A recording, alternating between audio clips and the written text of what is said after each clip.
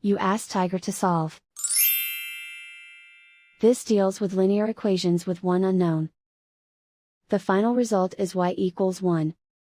Let's solve it step by step. Simplify the expression. Expand the parentheses. Multiply the coefficients. Simplify the arithmetic. Group all constants on the right side of the equation.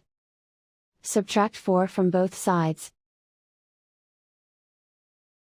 Simplify the arithmetic.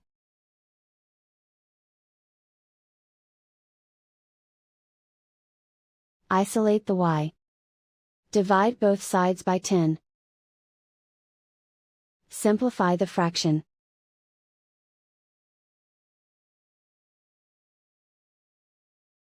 And so the final result is y equals 1.